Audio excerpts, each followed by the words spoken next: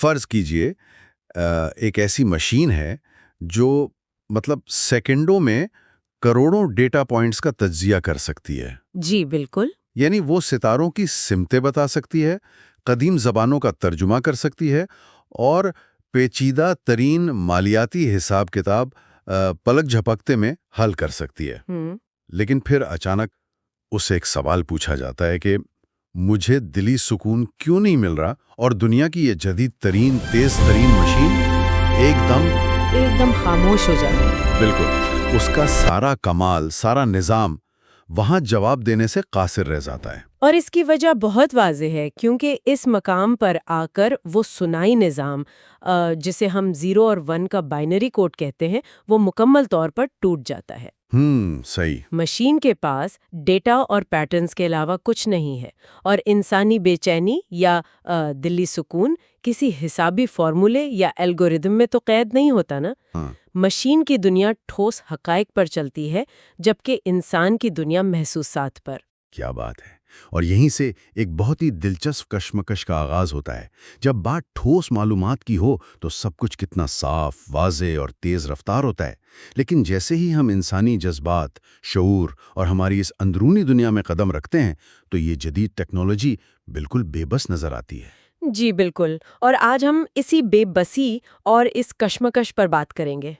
تو آج کے اس تفصیلی جائزے میں ہم بالکل اسی کی تہوں میں جانے والے ہیں۔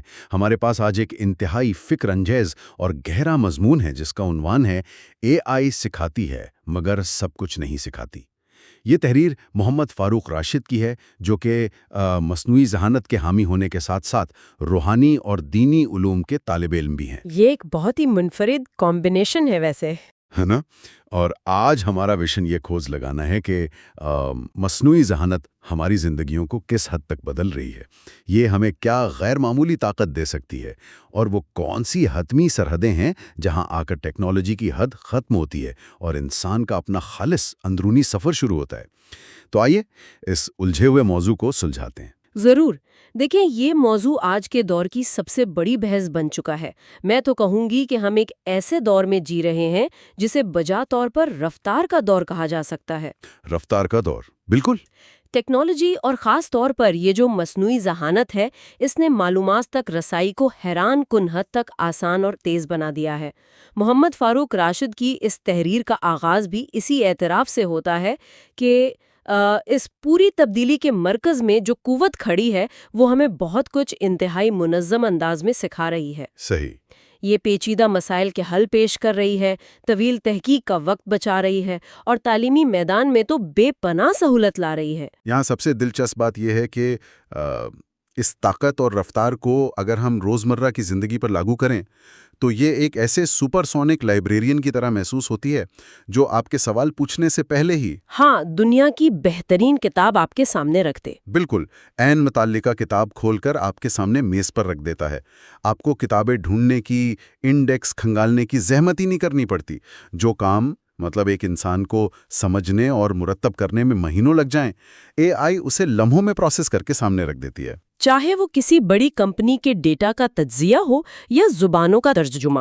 اور اس لائبریرین کی سب سے بڑی خوبی یہ ہے کہ یہ کبھی تھکتا نہیں ہے۔ کبھی نہیں تھکتا، اگر ہم اس بات کا گہرائی سے تجزیہ کریں کہ یہ ٹیکنالوجی اتنی تیزی سے کیسے کام کرتی ہے تو ہمیں سمجھ آتا ہے کہ اس کا تعلق انسان کی عقل یا انٹیلیکٹ والے حصے سے ہے۔ انٹیلیکٹ، صحیح۔ عقل کا بنیادی کام کیا ہوتا ہے؟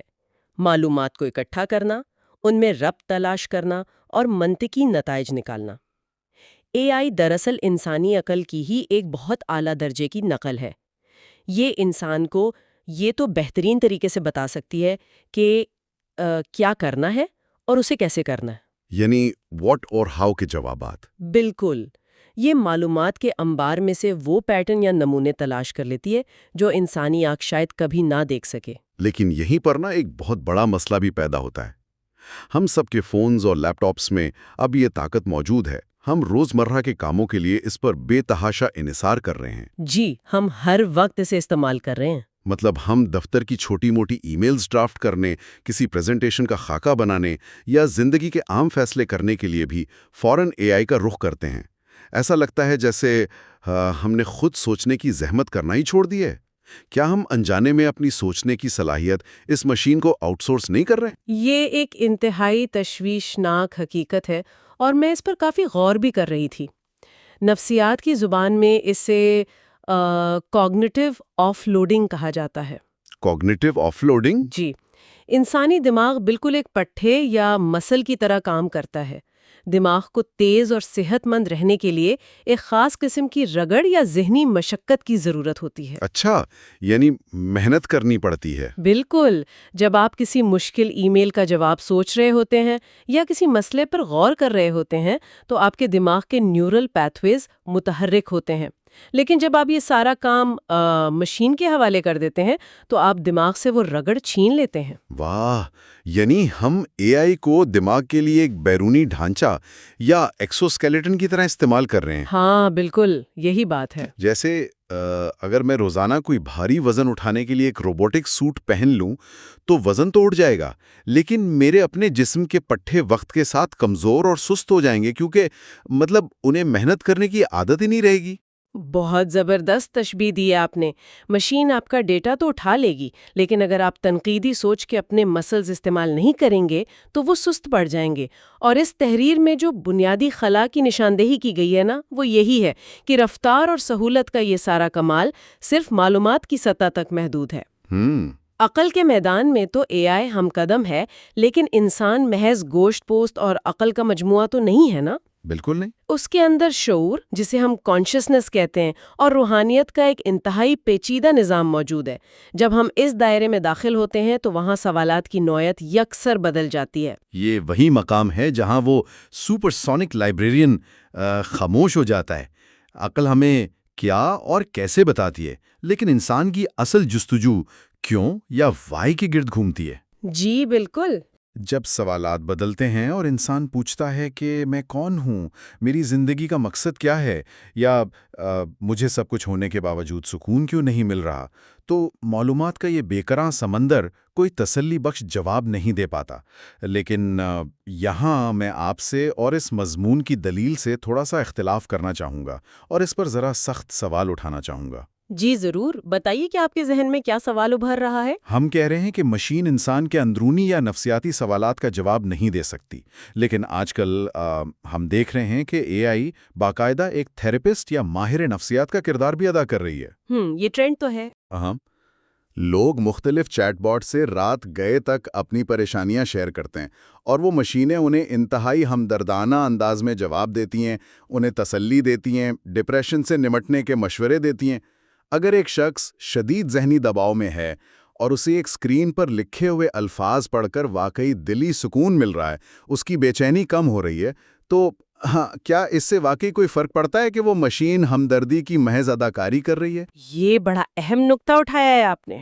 ہاں، اگر نتیجہ اصلی ہے اور انسان کو سکون مل رہا ہے تو پھر ہم یہ کیوں کہیں کہ مشین کے پاس ان الجھنوں کا حل نہیں ہے؟ یہ ایک بہت ہی زبردست اور گہرا سوال ہے۔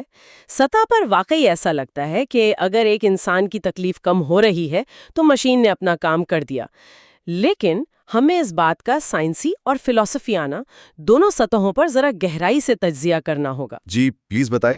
یہ جو جدید لینگویج ماڈلز ہیں نا، یہ کام کیسے کرتے ہیں؟ ان کی بنیاد صرف اور صرف پچھلے ڈیٹا، پیٹرنز اور اعداد و شمار پر ہوتی ہے۔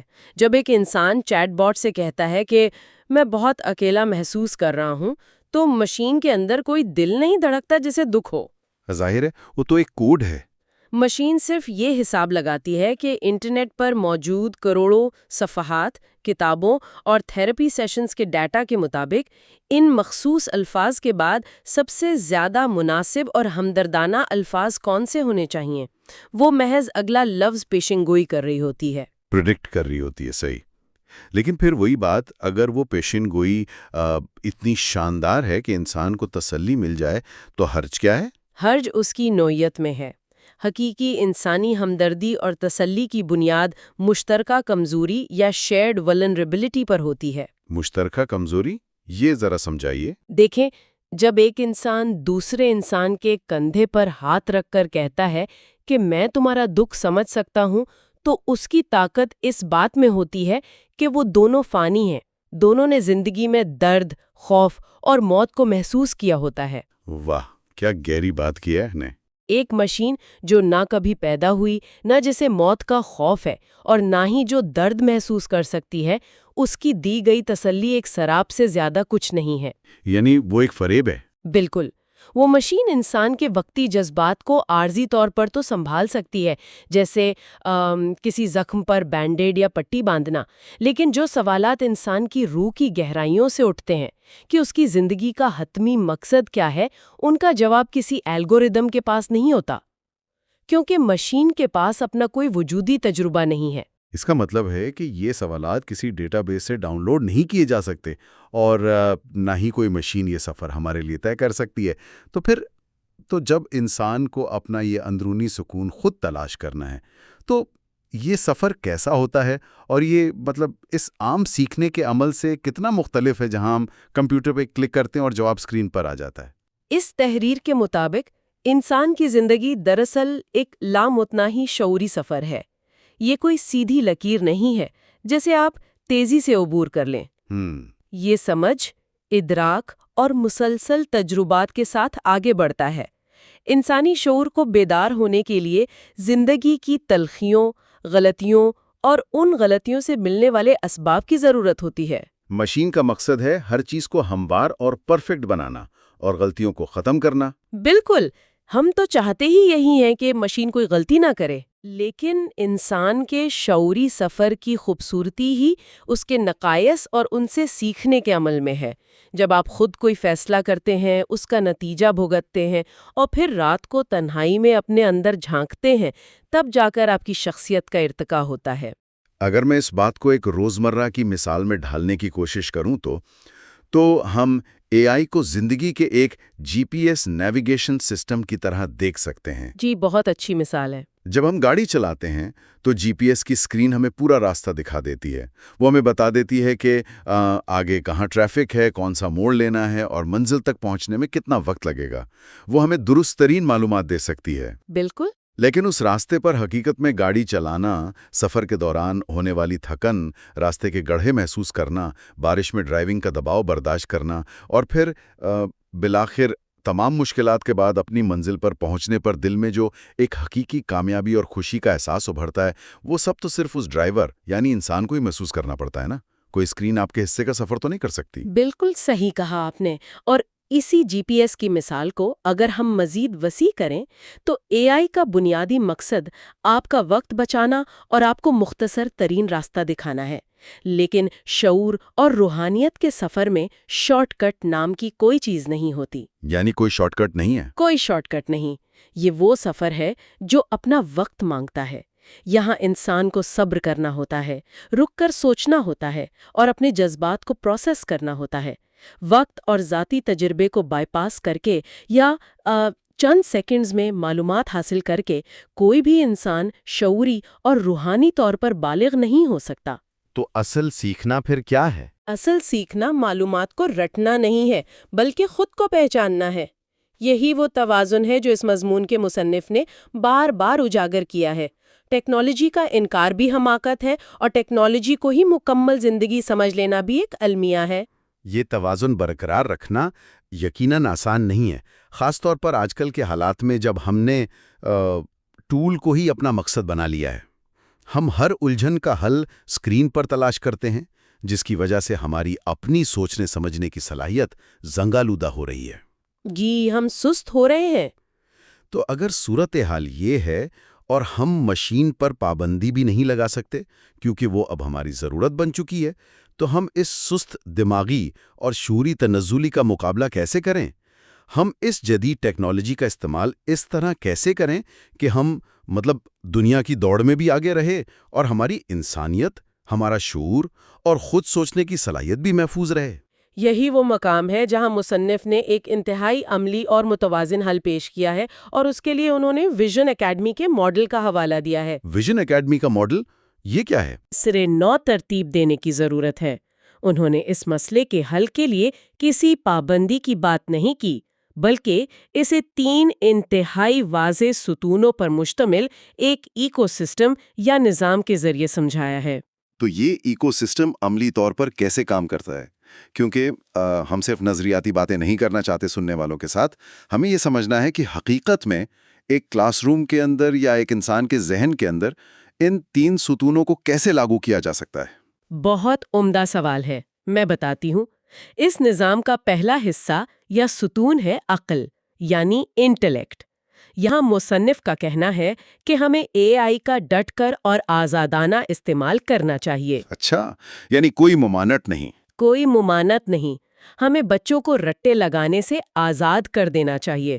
معلومات جمع کرنا، تحقیق کرنا، بڑے بڑے ڈیٹا سیٹس کا تجزیہ کرنا، یہ سب کام مشین کے حوالے کر دینے چاہیے۔ عقل کی سطح پر ہمیں اے آئی کو ایک زبردست اسسٹنٹ کے طور پر مقبول کرنا چاہیے تاکہ ہمارا قیمتی وقت بچ سکے۔ ٹھیک ہے، یعنی ہم نے ڈیٹا اور معلومات کی حد تک مشین پر مکمل انحصار کیا تاکہ ہم آگے بڑھ سکیں، لیکن اگر سارا مشکل کام مشین نے کر دیا تو دماغ کی وہ جو رگڑ ہے جس کا ہم نے پہلے ذکر کیا تھا، وہ کہاں سے آئے گی؟ وہ رگڑ دوسرے حصے سے آئے گی، جسے شعور یا کانشسنس کہا گیا ہے۔ اچھا، جب عقل کی سطح پر اے آئی نے ایک جواب یا ایک مضمون تیار کر کے دے دیا تو طالب علم کا کام وہاں ختم نہیں ہوتا، بلکہ اصل کام وہاں سے شروع ہوتا ہے۔ اساتذہ کا کردار اب معلومات دینے کے بجائے سوال اٹھانے والے کا ہوگا۔ یعنی اب وہ تنقید کرنا سکھائیں گے۔ بالکل، انہیں بچوں میں یہ عادت ڈالنی ہوگی کہ وہ مشین کے دیے گئے جواب کو حتمی سچ نہ مانیں، بلکہ اس پر تنقید کریں، ان میں سوچنے، غور و فکر کرنے اور چیزوں کے مختلف پہلو دیکھنے کی تربیت دی جائے۔ تو اس کی کوئی مثال دے کر سمجھائیں گے؟ جی، مثال کے طور پر کلاس میں ایک طالب علم اے آئی سے ایک مضمون لکھواتا ہے تو اب اگلا 1 گھنٹہ کلاس اس بات پر بحث کرے گی کہ اس مضمون میں کون سے اخلاقی پہلو نظر انداز کیے گئے ہیں یا اس میں کیا انسانی خامیاں موجود ہیں۔ یہ بحث ان کے شعور کو بیدار کرے گی۔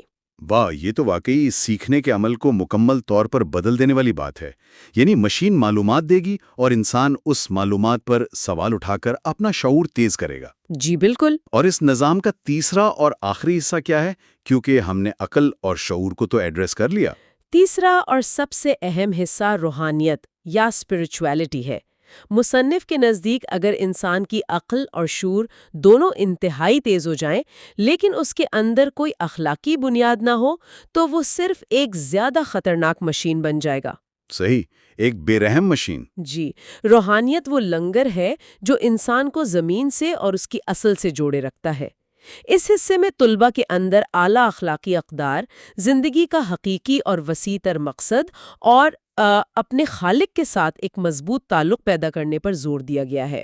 یعنی یہ وہ ڈومین ہے جہاں مشین کی کوئی جگہ نہیں۔ بالکل نہیں، یہ وہ ہے جہاں کوئی ٹیکنالوجی یا الگوریدم داخل نہیں ہو سکتا۔ یہ انسان کا خالص ذاتی تجربہ ہے جو اسے مشین سے ممتاز کرتا ہے۔ کیا شاندار اور جامع ماڈل ہے یہ ہمیں سکھاتا ہے کہ مشین ہمارا بوجھ تو اٹھا سکتی ہے، وہ ہمیں تیز ترین راستہ تو دکھا سکتی ہے، مگر اس راستے کے اخلاقی پہلو، اس کا مقصد اور اس پر چلنے کا حوصلہ ہمیں خود اپنے اندر سے ہی پیدا کرنا پڑے گا۔ یہ ایکو سسٹم اس بات کی ضمانت دیتا ہے کہ اے آئی ایک بہترین خادم تو بنی رہے، مگر وہ کبھی بھی انسانیت کی آقا نہ بن سکے۔ اور آج کی اس گفتگو کا حاصل بھی یہی ہے۔ سننے والوں کے لیے اس پوری بحث کی سب سے بڑی اہمیت یہ ہے کہ اس معلومات کے تیز ترین سیلاب میں جہاں ہر سوال کا جواب ہماری انگلیوں کے اشارے پر موجود ہے، ہمیں اپنے اندر جھانکنے اور خود سوچنے کی صلاحیت کو مرنے نہیں دینا۔ بالکل صحیح کہا آپ نے۔ اگر ہم نے اپنی داخلی کشمکش کو، اپنے شکوک و شبہات کو اور اپنے روحانی سوالات کو مشین کے حوالے کر دیا تو ہم میں اور ان سلیکان چپس پر چلنے والے الگوریتمز میں کوئی بنیادی فرق نہیں رہ جائے گا۔ انسانیت کی بقا اسی میں ہے کہ ہم درد کو، الجھنوں کو اور سوچنے کی زحمت کو خوش دلی سے قبول کریں۔ کیا خوبصورت انداز میں آپ نے اس کو سمیٹا ہے۔ بالکل، ہم نے آج کے اس جائزے کا آغاز ایک ایسی تصویر سے کیا تھا جس میں دنیا کی ذہین ترین مشین انسانی جذبات اور دلی سکون کے سوال پر آ کر خاموش ہو جاتی ہے، کیونکہ وہ انسان کے اندرونی ہنگاموں کو نہیں سمجھ سکتی۔ لیکن میں آج کی اس گفتگو کا اختتام ایک ایسے سوال پر کرنا چاہوں گا جو شاید ہم سب کو اس موضوع پر مزید گہرائی میں جا کر سوچنے پر مجبور کر دے گا۔ جی ضرور۔ کہ اے آئی انسان کے جذبات کو صرف کاپی کر رہی ہے اور اس کے پاس واقعی کوئی حقیقی شعور نہیں ہے۔ لیکن ذرا تصور کریں، ایک لمحے کے لیے سوچئے کہ اگر مستقبل میں اے آئی اتنی زیادہ ترقی کر جائے، وہ اتنی پیچیدہ ہو جائے کہ وہ ہمدردی، اخلاقیات اور روحانیات کی بھی ہو بہو اور بے عیب نقل کرنے لگے۔ ایک خوفناک خیال ہے۔ بالکل، اتنی مکمل نقل کہ انسان کی آنکھ ایک مشین کی نقلی روح اور انسان کی اصلی روح کے درمیان فرق ہی نہ کر پائے۔ تو کیا ہم ان دونوں کے درمیان کبھی لکیر کھینچ پائیں گے؟ اور اگر ہم یہ فرق ہی نہ کر سکے تو پھر اس کائنات میں انسان ہونے کا اصل مطلب کیا رہ جائے گا؟ ذرا سوچئے گا۔